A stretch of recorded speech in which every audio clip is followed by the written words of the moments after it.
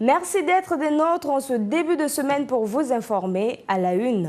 La communauté internationale d'évangélisation, la puissance du Saint-Esprit, dirigée par le pasteur Hilbert Makangila, a reçu ce dimanche à Brazzaville le bishop Albert Kakenza, évêque de l'église, évêque général des églises de réveil de la République démocratique du Congo. Des prédications et délivrances des âmes ont eu lieu lors de ce culte dominical.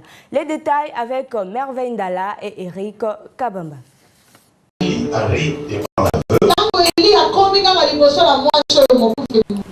Prédication, délivrance, louange, voilà entre autres moments que les enfants de Dieu ont vécu avec le bishop Albert Kakenza ce dimanche 16 septembre à l'église Puissance du Saint-Esprit.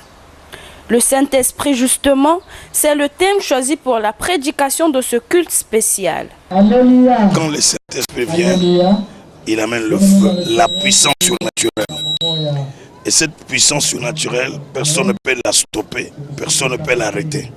Quand le volcan entre en éruption, personne ne le stoppe, personne ne peut l'arrêter. Donc le volcan spirituel, c'est le feu du Saint-Esprit. Au sortir de ce culte, les enfants de Dieu n'ont pas manqué de témoigner la grâce de Dieu reçue au cours de la prédication du bishop Albert Kakenza. C'est un culte qui a été très particulier. Il nous a bénis. C'est une bonne bénédiction pour nous.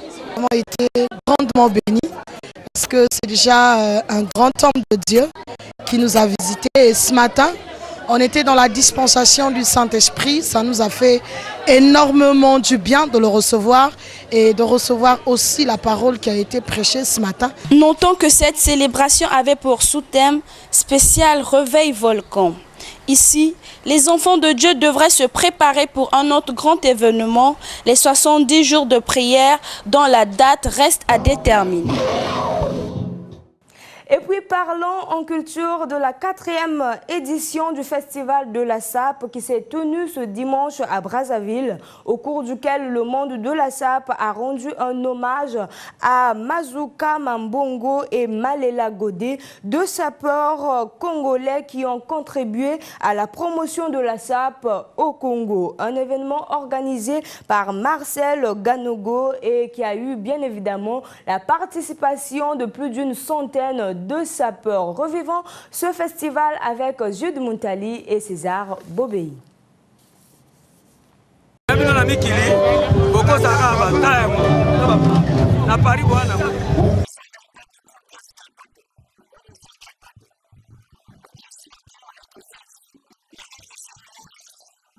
Ce sont ces sapeurs qui ont tenu en haleine le public brazzavillois à l'occasion de la 4e édition du Festival de la Sape. Une 4e édition qui est célébrée sur le thème « La Sape, puissant vecteur de l'unité nationale et du vivre ensemble ». Pour ces sapeurs, la Sape est définie comme étant la société des ambianceurs et des personnes élégantes.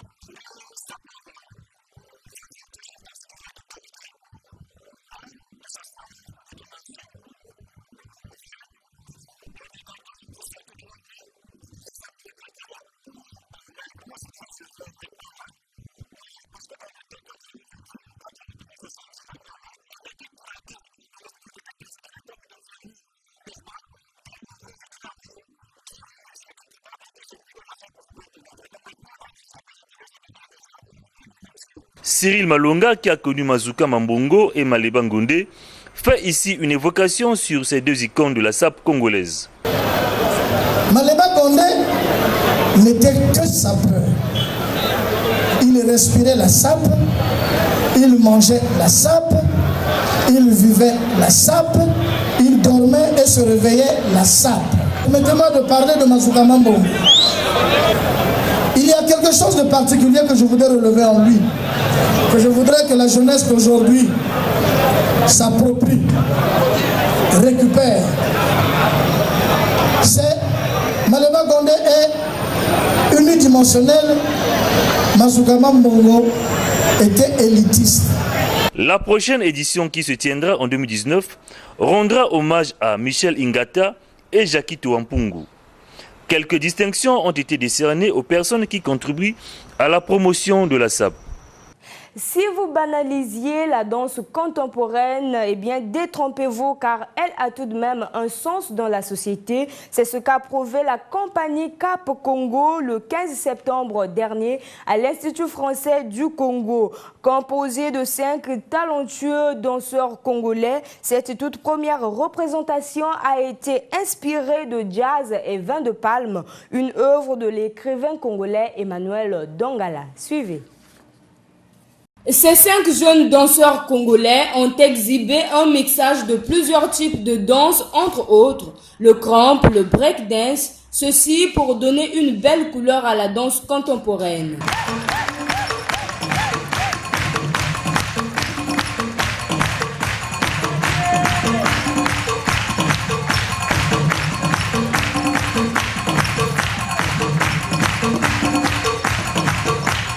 Cette première représentation a été l'occasion pour la compagnie Cap Congo de rappeler l'importance de la danse. La danse, c'est pas juste un sport ou une façon de qualifier les gens de voyous, quoi. À travers la danse, on peut passer un message et on peut conseiller aussi des gens. Et la danse contemporaine, c'est pas un style. La danse contemporaine, c'est un mélange de tout. Comme moi, je fais le cramp. Le cramp n'est pas de la danse contemporaine, mais je me suis adapté. La danse contemporaine, c'est juste ton style, mais juste savoir casser les règles. Et on ne veut pas qu'on soit les seuls, on veut que tous les jeunes se mettent à danser.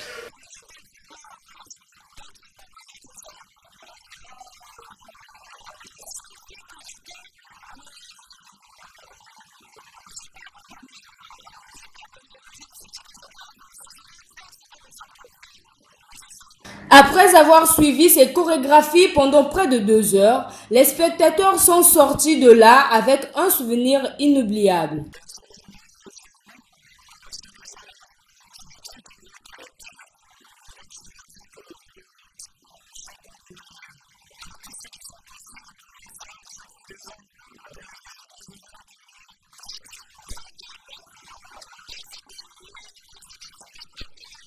J'ai adoré, tout était parfait, la chorégraphie, les danseurs, ils ont vraiment beaucoup travaillé pour ça et en tout cas on est content du résultat qu'ils ont donné. Créée en octobre 2017, la compagnie Cap Congo a été formée par le chorégraphe Herman Jeffus. Elle a pour spécialité la danse contemporaine. Revenons au Congo pour terminer en sport. Kara a été battu dans ses propres installations dimanche dernier par le Raja Club du Maroc par 2-1 lors de la première manche de cette 15e Coupe de la Confédération. Il faudra sortir le grand jeu le 23 septembre prochain pour le 2e acte. Les détails avec Fidel Stalgar Djaomba. Le Kara s'est fait piéger dimanche au complexe sportif Alphonse Massamba-Déba par le Raja de Casablanca, battu sur la marque d'1-2. Aller de quart de finale de la 15e Coupe de la Confédération. Le Kara, après avoir fait jeu égal à la mi-temps 0-0, les Congolais s'attendaient à un sursaut d'orgueil, mais c'est le contraire qui s'est produit avec ce premier but de la 48e minute inscrit par les Marocains. Le public, malgré cela, n'a pas baissé les bras et cela a valu l'égalisation par Kivutouka. Les Marocains ne l'entendent pas de cette oreille, ils reviennent à la charge. C'est pour obtenir le 2e but qui a mis à mal les joueurs et le staff technique des Aiglons. Le public a même perdu sa verbe du début, ceci jusqu'au coup de sifflet final. Le Kara a joué en dessous de sa moyenne, sachant que l'adversaire n'est pas né de la dernière pluie. Le coach en tira. Ce sont des joueurs qui n'ont pas encore d'expérience, qui apprennent à jouer au fur et à mesure que les matchs s'imposent. Et le réalisme manque encore, mais nous allons nous atteler à ce qu'ils soient plus réalistes devant les poteaux, devant les buts, je veux dire. Donc on a toujours espoir. Et si Casa a pu gagner ici, pourquoi nous on ne pourra pas gagner là-bas? Carlos de Raja a fait un grand pas pour bien envisager le match retour cette fin de semaine. Nous sommes contents parce que nous avons travaillé bien le match, parce que l'équipe a fait un bon travail tactique, l'équipe a travaillé en face. Il y a une équipe qui a fait beaucoup de bons résultats ici à la maison, dans le stade. Les Aiglons doivent voyager avec un mental de gagneur puisqu'ils peuvent renverser la vapeur là-bas si tout le monde pouvait mouiller le maillot.